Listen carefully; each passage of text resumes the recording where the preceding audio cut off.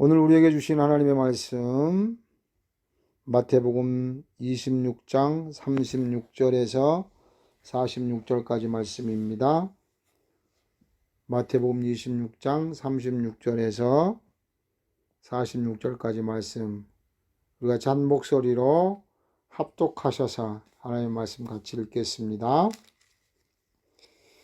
이에 예수께서 제자들과 함께 겟셋마네라 하는 곳에 이르러 제자들에게 이르시되 내가 저기 가서 기도할 동안에 너희는 여기 앉아 있으라 하시고 베드로와 세베대의 두 아들을 데리시고 가실새 고민하고 슬퍼하사 이에 말씀하시되 내 마음이 매우 고민하여 죽게 되었으니 너희는 여기 머물러 나와 함께 깨어 있으라 하시고 조금 나아가사 얼굴을 땅에 대시고 엎드려 기도하여 이르시되 내 아버지여 만일 할만하시거든 이 잔을 내게서 지나가게 하옵소서.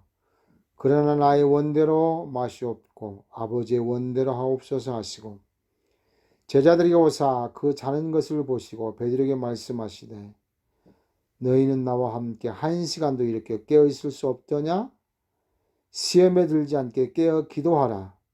마음에는 원이로되 육신이 약하도다 하시고 다시 두 번째 나가 기도하여 이르시되 내 아버지여 만일 내가 마시지 않고는 이 잔이 내게서 지나갈 수 없거든 아버지의 원대로 되기를 원하나이다 하시고 다시 오사 보신즉 그들이 자니 이는 그들의 눈이 피곤함일러라. 또 그들을 두시고 나아가 세 번째 같은 말씀으로 기도하신 후 이에 제자들에게 오사 이르시되 이제는 자고 쉬라. 보라 때가 가까이 왔으니 인자가 죄인의 손에 팔리느니라. 일어나라 함께 가자. 나를 파는 자가 가까이 왔느니라. 아멘. 오늘 함께 합독하신 본문 말씀 가지고 예수님 마음 헤아리기라는 제목으로 하나님의 말씀을 같이 나누면서 은혜를 나누려고 합니다. 근신하라 깨어라. 너희 대적 마귀가 우는 사자같이 삼킬자를 두루 찾나니 너희는 믿음을 굳게 지켜 마귀를 대적하라. 말씀하시기에 우리는 잠시도 신앙생활에 긴장을 늦출 수는 없는 상황입니다. 그럼에도 현실을 부딪혀 살다 보면 자신도 모르게 느슨해지는 것을 느낍니다. 그럴 때마다 재무장을 해야 되는데 그렇지 못하고 특별한 때 우리는 그러는 것 같습니다. 그런 때가 연초이지요. 지난해 아쉬움이 많았는데 올해는 이렇게 하리라 다짐하며 영적 허리띠를 졸라맵니다. 가끔 있는 특별 집회 때도 그러는 것 같습니다. 또 개인이나 가정적으로 문제가 생길 때 우리는 그 일을 해결하기도 하지만 앞서 신앙 문제부터 점검을 하지요. 혹시 하나님과의 관계에 문제가 있어서 이런 일이 생기지는 않았나고 말입니다. 또 한 가지, 또 하나, 이번 주간처럼 고난주간을 맞을 때인 것 같습니다. 언제나 그래야지, 그럴 때만 그러면 되나? 물론 그렇습니다. 그렇게 하십시다. 항상 긴장하면서. 또 그리고 2021년 종려주일 고난주간을 통해서는 영적 허리띠를 꽉 졸라매고 우리의 신앙을 한 단계 성숙시킬 수 있는 좋은 기회로 삼을 수 있기를 주님의 이름으로 소원합니다. 함께 하신 본문은 우리에게 너무나 익숙한 본문이고 이 본문으로 여러 번 설교를 들으셨으리라 생각이 됩니다. 특별히 본문은 예수님의 기도에 대해서 또 우리가 기도해야 될 그런 모습, 내용에 대해서 말씀하고 있습니다. 그런데 오늘 저는 그 부분이 아닌 다른 부분을 생각하며 은혜를 나누려고 합니다. 우리가 섬김에 대해 이야기를 자주 합니다. 섬김이라는 단어는 사랑이라는 단어와 바꿔 쓸 수 있습니다. 하나님 사랑, 이웃 사랑. 하나님 섬김, 이웃 섬김. 섬김은 여러 가지로 정의할 수 있겠지만 저는 섬김은 상대방에게 뭔가를 행동으로 표현하기 앞서 그의 마음을 이해하는 데서 출발해야 한다고 생각합니다. 섬기는 본인도 행동에 앞서 마음에서 시작해야 하고요. 그래야 바로 섬김이 되고 그 섬김이 진실된 섬김이 될 수 있습니다. 그리고 상대방에게 표현하는 상태까지 물론 가야 됩니다. 그래서 야고보 기자는 너희 중에 누구든지 그에게 이르되 평안히 가라, 덥게 하라, 배부르게 하라 하며 그 몸에 쓸 것을 주지 아니하면 무슨 유익이 있으리오라고 말하기도 합니다. 세상 사람들은 행동하기만 하면 됩니다. 그러나 우리는 다릅니다. 그들은 중심을 보시는 하나님과는 상관이 없지만 우리는 중심을 보시는 하나님과 깊은 관계가 있기 때문입니다. 또한 우리의 삶을 통해 하나님의 영광을 받으셔야만 하기 때문입니다. 예수님의 마음을 진정히 헤아릴 수 있을 때 우리는 예수님을 훨씬 더 잘 믿을 수 있으며 주님을 더 잘 섬길 수 있으며 주님과 더 깊이 사랑의 교제를 나눌 수 있기 때문입니다. 그러므로 십자가를 앞에 놓고 기도하신 예수님의 장면에서 예수님의 마음을 헤아려 보는 것은 대단히 중요합니다. 첫째, 헤아릴 수 있는 예수님의 마음이 기대하십니다. 11명의 제자들과 함께 겟세마네 동산에 가셨습니다. 8명의 제자들은 여기 앉아있으라 하시고 특별히 3명, 베드로와 세베대의 두 아들 야고보, 요한을 가까운 데까지 데리고 가셔서 기도를 요청을 하시죠. 우리 오늘 본문 말씀인데 37절 38절 다시 한번 같이 읽겠습니다. 37절 38절 같이 읽습니다. 베드로와 세베대의 두 아들을 데리고 가실새 고민하고 슬퍼하사 이에 말씀하시되 내 마음이 매우 고민하여 죽게 되었으니 너희는 여기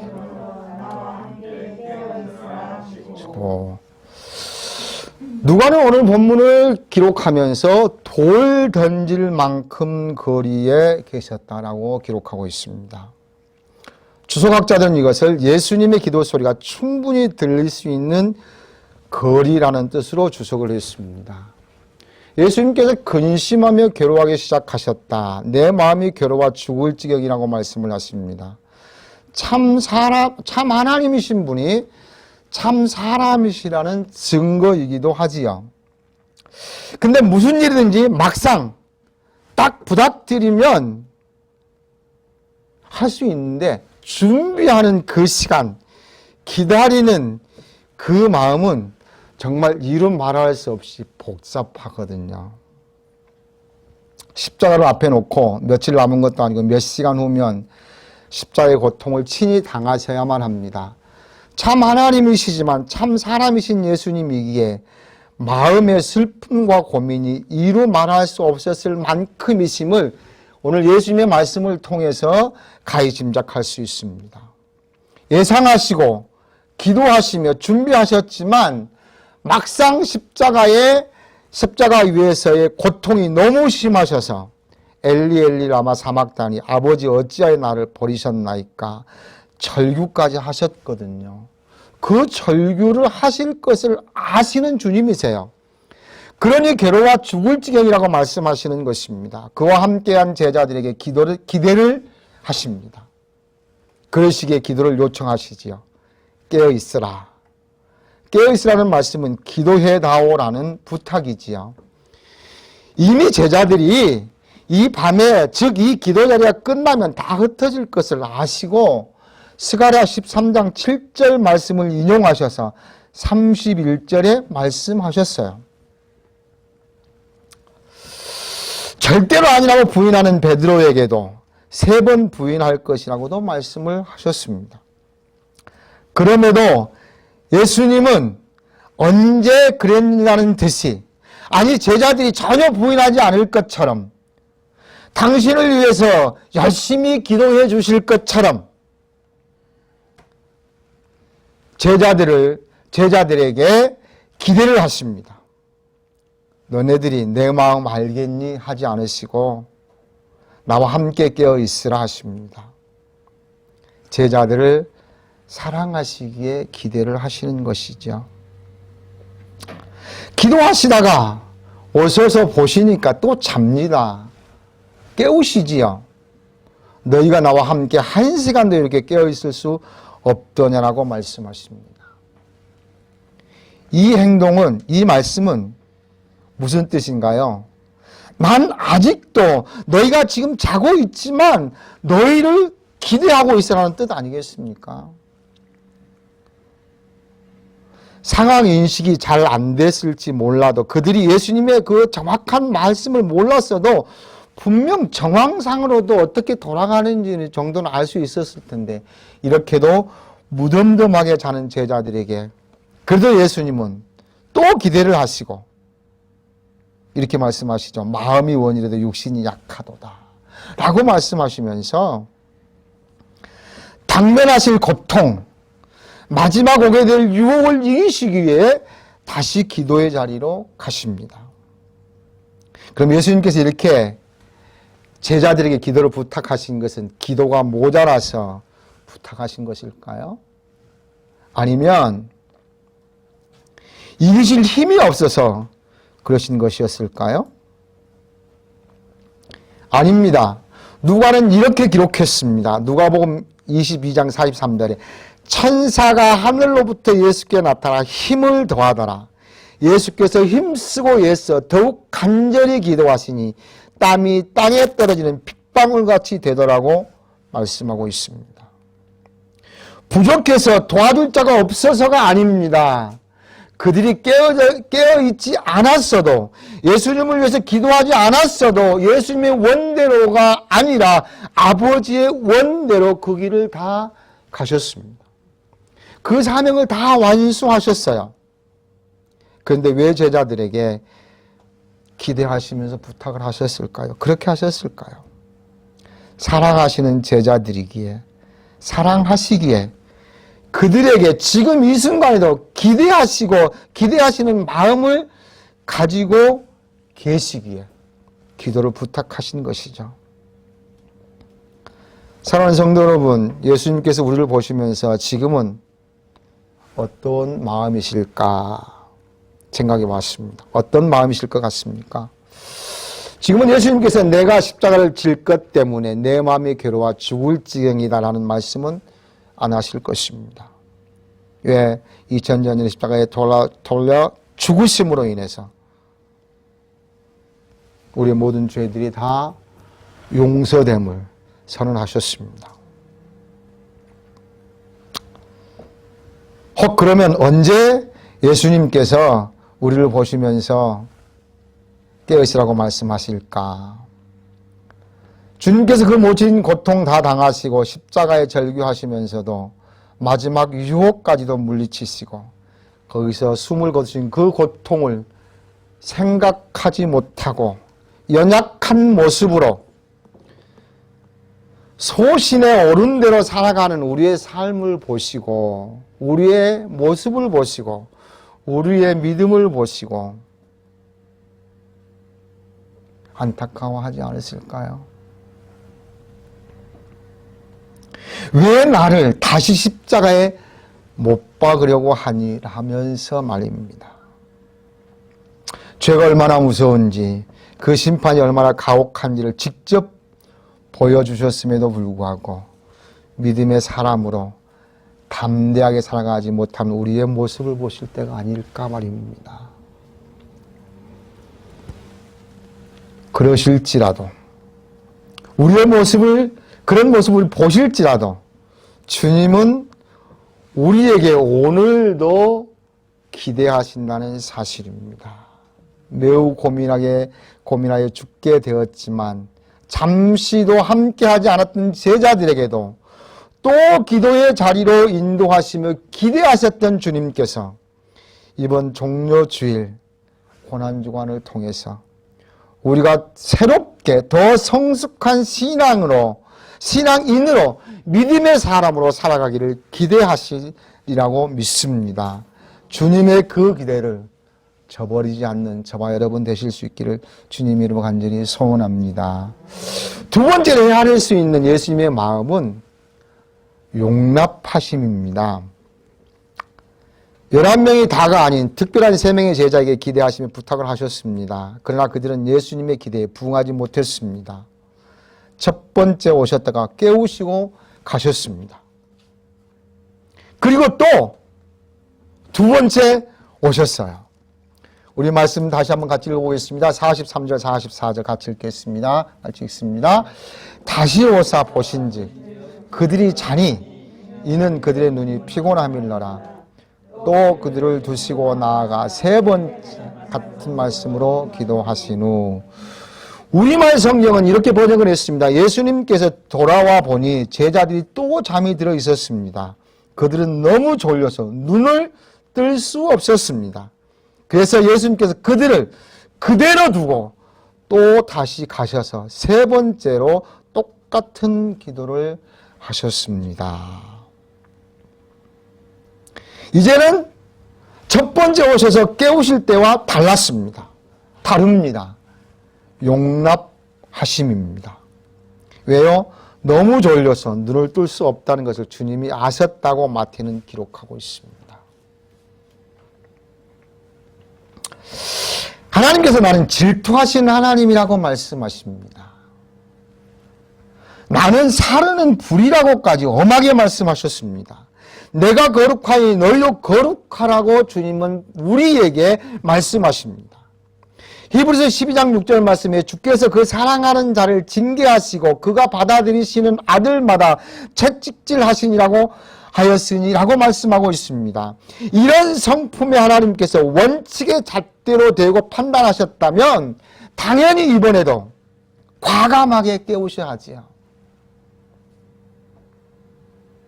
아니, 이번에는 더 강도가 세게 말씀하셔서, 야, 이놈들아, 내가 3년 동안 그렇게 가르치고 보여줄 거 다 보여줬는데 하룻밤 아니 몇 시간도 그렇게, 그것도 보통이 아닌 십자가의 죽음을 놓고 있는 나를 위해 그 정도도 못하니 화내시면서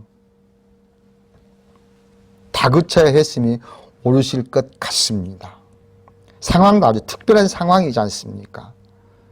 그런 상황임에도 예수님께서 용납하시고 받아들이시고 잠시 끈을 느슨히 하셨습니다. 그들을 깨우시지 아니하시고 그대로 두시고 예수님이 가서 기도하셨다고 말씀을 하고 있습니다. 완벽하신 하나님의 성품, 신의 성품으로는 허용이 안 되는 것 같습니다. 안 돼야 될 것 같습니다. 430년 동안 애굽에서 생활한 이스라엘 백성들이 너무 힘들어서 하나님께 부르짖기에 그 소리를 간과치 아니하시고 그들 애굽에서 나오게 하시지요. 하나님께서 모세에게 영원한 규례, 너희가 나의 자녀로, 내가 너희 하나님으로 영원한 약속 가운데 살 수 있는 그런 룰을 주시기 위해서 부르시지요.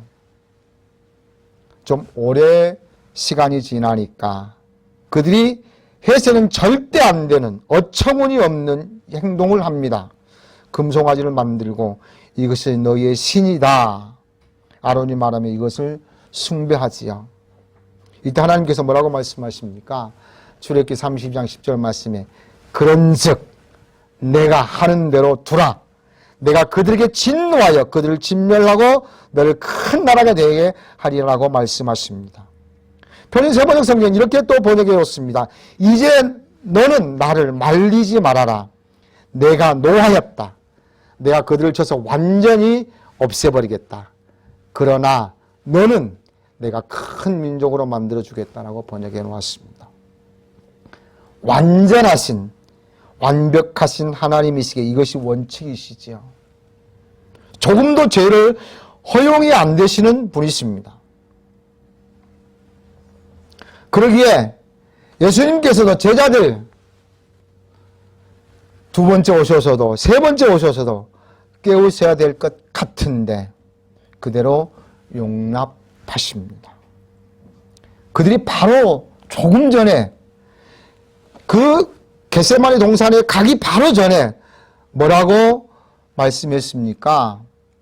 모두가 주를 버린다 할지라도 나는 결코 버리지 않겠습니다.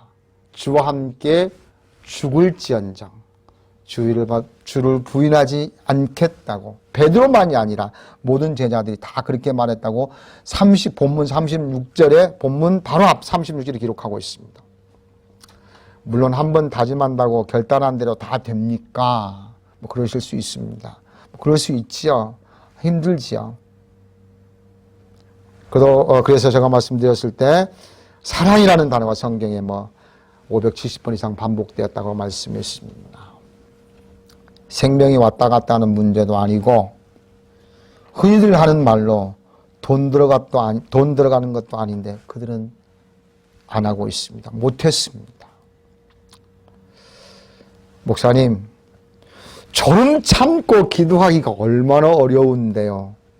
압니다. 어려울 수 있습니다. 사실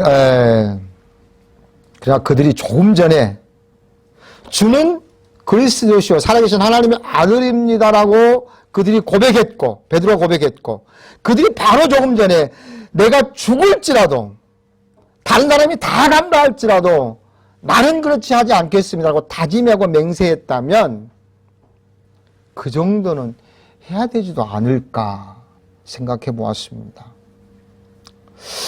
사실 그런데 아이러니하게도 영적인 일, 하나님의 일은 세상 일과 달라서 쉬운 것 같은데도 어려울 때가 있습니다. 이만큼 경륜이 있고 또 그래도 나름대로 교회에서 주는 직분 이런 거 있으면 능수능란하게 돼야 될 것 같은데 그렇지 못하는 경우가 너무나도 많습니다. 우리의 성격, 우리의 기질, 우리의 습관 고치는 것도 쉽지 않고요. 또 세상이 또 우리를 그렇게 믿음의 사람으로 살아가도록 순순히 놔두지도 않습니다. 죄가 간영한 세상이기 때문에 그렇다고 성경도 말씀하고 있습니다. 꼭 그런 것만도 아니더라고요. 너무 어려운 것 같은데도 너무 쉬울 때도 너무 쉬운 것도 쉽게 하는 분들도 많이 있는 것을 봅니다.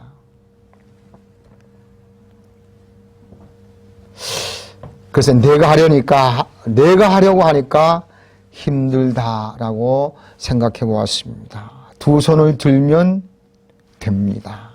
두 손을 들면 됩니다. 사랑하는 성도 여러분, 어렵다 할지라도 실망하지 마십시오. 좌절하지 마십시오. 예수님은 제자들을 용납해 주셨던 것처럼 우리도 용납해 주실 줄로 믿습니다. 그러나 오해가 없으시기 바랍니다. 그렇다고 악을 인정한다는 말씀은 아닙니다. 만약 우리를 하나님께서 우리의 하루하루를 하나님의 성품으로 하나님의 성품의 자로 청량하신다면 우리는 하루도 살아갈 수 없는 존재들입니다. 예수님의 십자가의 대속하심으로 과거의 모든 지은 죄를 용서해 주심으로 용납해 주셨습니다. 현재 우리의 삶에서도 연약할지라도 중보자 되신 예수 그리스도를 통하여 예수의 이름으로 용납해 주신다고 말씀하고 있습니다. 로마 3장 33절 34절 말씀에 이렇게 말씀합니다. 누가 능히 하나님께서 택하신 자를 고발하리요. 의롭다 하신 이는 하나님이시니 누가 정죄하리요. 죽으실 뿐 아니라 다시 살아나신 이는 그리스도 예수시니 그는 하나님 우편에 계신 자요 우리를 위하여 간구하시는 자신이라 말씀하십니다. 예수님 때문에 용납해 주신다는 거야. 우리가 좀 부족해도 연약해도 모자라도 어제의 결단이 너무 쉽게 무너져서 오늘 똑같은 그런 삶을 살아간다 할지라도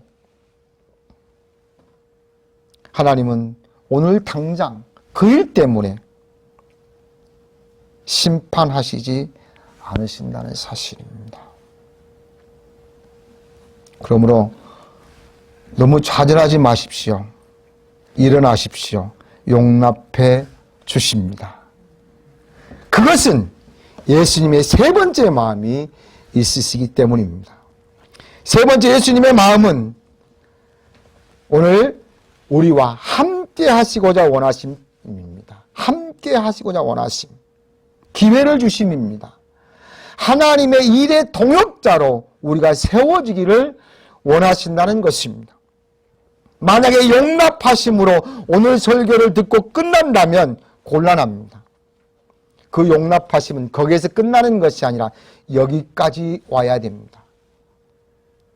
어디까지요? 하나님의 동역자로 우리를 세워주시고 우리에게 기회를 주셨다는 것. 일어나라 함께 가자. 보라 나를 파는 자가 가까이 왔느니라 말씀합니다.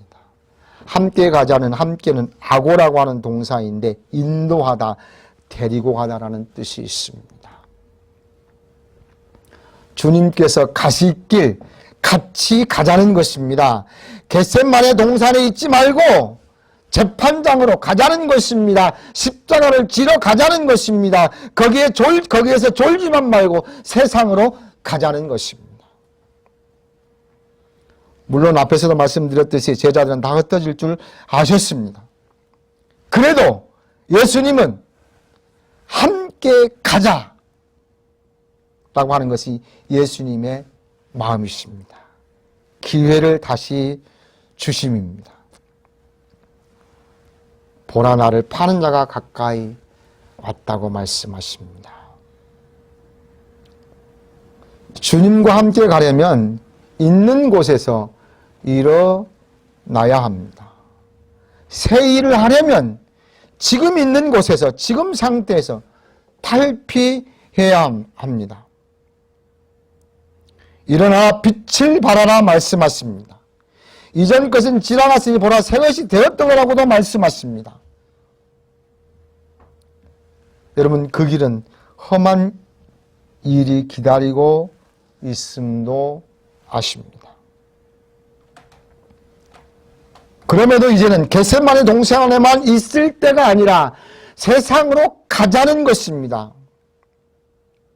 불법을 행하는 곳이 세상이라고 말씀합니다. 우리를 가만히 두지 않는 곳이 세상이라고 말씀합니다. 그래서 예수님께서 12제자를 부르시고 파송하시면서 이렇게 말씀하셨습니다. 보라 내가 너희를 보냄이 양을 이리 가운데로 보냄과 같도다. 그러므로 너희는 뱀같이 지혜롭고 비둘기같이 순결하라고 마태복음 10장 16절에 말씀하고 있습니다.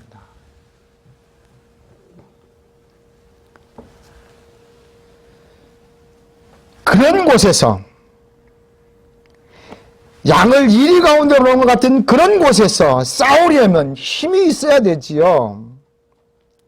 그런데 하나님께서 우리에게 힘을 주시지는 않으셨습니다. 그러면 싸움에서 날마다 지라는 것이냐? 아니죠. 하나님께서 우리에게 무엇을 주셨습니까? 사랑하는 성도 여러분, 여러분은 무엇을 소유하고 계십니까? 십자가의 사랑이지요. 하나님은 우리에게 사랑을 주셨습니다. 십자가를 주셨습니다. 그러므로 사랑으로 맞서 싸워야 할 곳이 세상이라고 말씀을 하고 있습니다. 사랑은 허다한 죄를 덮는다고도 말씀하십니다. 우리에게 주시는 가장 큰 은사 가운데서 가장 큰 은사는 사랑이라고 말씀하고 있습니다. 우리는 하나님의 일을 위해서 부름을 받았습니다. 성경은 이렇게 말씀합니다. 성도들, 하나님의 사람들은 빛과 세상의 빛과 소금이라고 말씀하고 있습니다.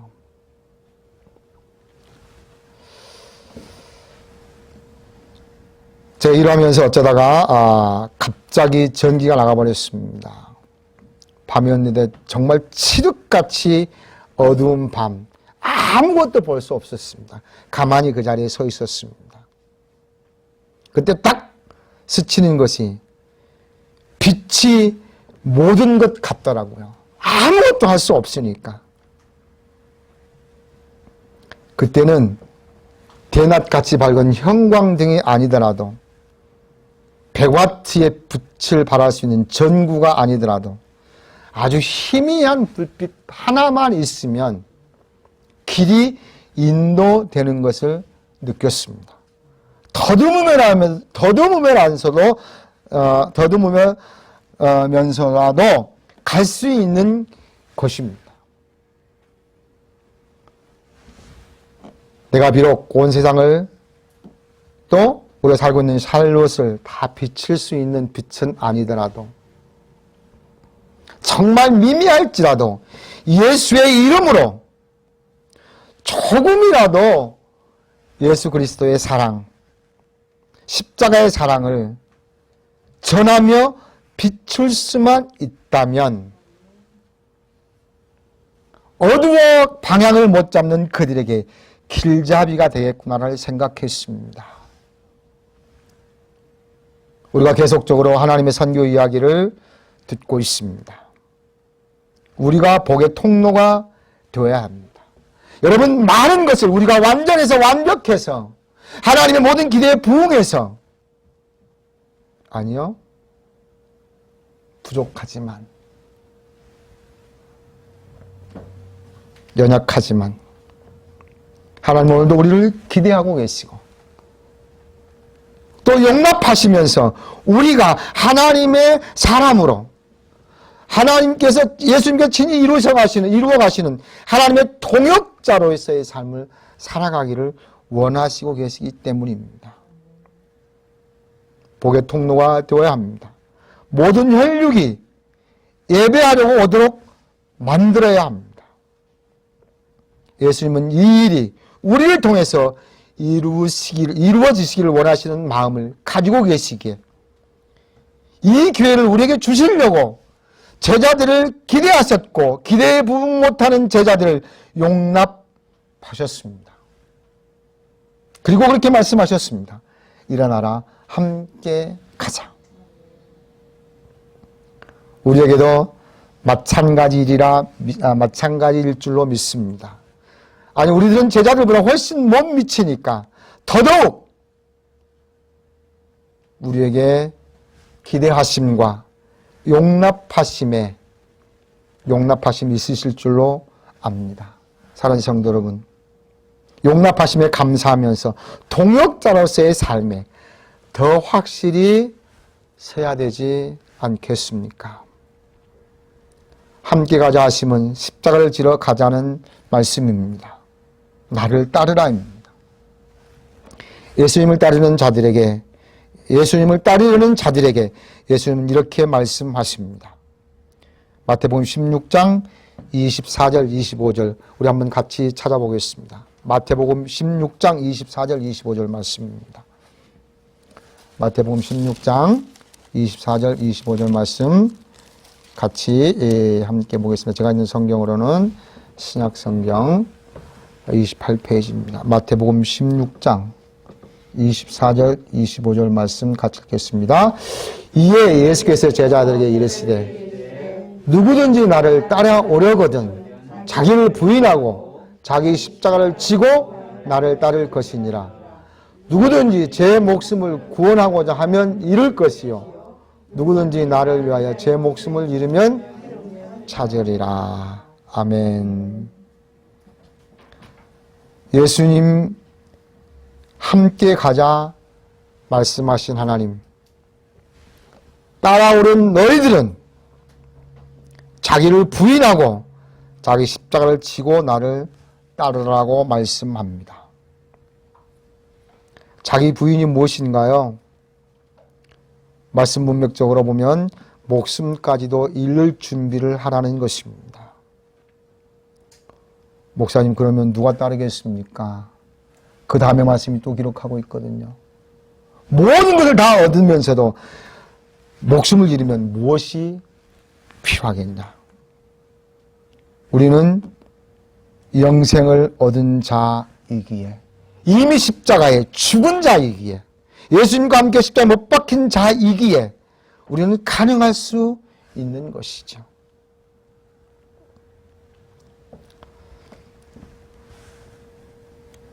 제자들에게만 아니라 오늘 우리에게 말씀하셨습니다. 제자들에게만 아니라 예수님께 친히 그렇게 하셨습니다. 오늘도 예수님께서는 우리가 하나님의 일에 예수님 당신과 동역자로 세움을 받기를 원하고 계십니다. 일어나라, 함께 가자 말씀하십니다. 우리가 부족하더라도 기대하시며 용납하시며 기회를 주셔서 동역자로 서기를 원하시는 구원자 예수님의 마음을 헤아릴 수 있는 이번 고난주간이 되셨으면 좋겠습니다. 다 그러실 수 있기를 주님의 이름으로 간절히 소원합니다. 그러므로 인하여 우리의 신앙이 이번 종려주일 고난주간을 통해서 또 이번 부활절을 통해서 새롭게 더 성숙되어지는 귀한 기회가 되실 수 있기를 주님의 이름으로 간절히 축복합니다. 기도하겠습니다. 사랑해 예수님 감사합니다. 우리를 사랑하셔서 십자가를 지시고 친히 그 고통 가운데서 죄의 심판이 어떤 것인지 다 보여주셨지만 하나님 또 우리는 부족한 믿음, 연약한 믿음, 또 여러 가지 상황, 형편, 핑계 대면서 우리의 신앙이 또 주님의 기대에 미치지 못했습니다. 하나님, 그러나 오늘도 우리를 기대하고 계신 하나님, 부족함도 용납하시고 또 하나님의 귀한 사역자들로 주님의 동역자로 우리를 세우신 하나님 감사합니다. 정말 우리들이 주님의 마음을 깨닫고 이번 고난주간을 통해서 우리의 신앙이 더 성숙되어져서 정말 하나님이 원하시는 믿음의 사람으로 빛과 소금의 직분을 잘 감당할 수 있는 하나님의 사람들로 우리를 굳게 세워 주옵소서. 하나님이여, 우리 각자의 신앙과 우리의 가정과 우리 드림교를 주님께서 귀하게 사용해 주옵소서. 정말 그리하여 모든 혈육 있는 자들이 하나님께 예배하러 올 수 있는 귀한 기회를 만들어가는 우리 모두가 되게 하옵소서. 함께하여 주실 줄 믿습니다. 감사하고 가신 예수님의 이름으로 기도하옵나이다. 아멘.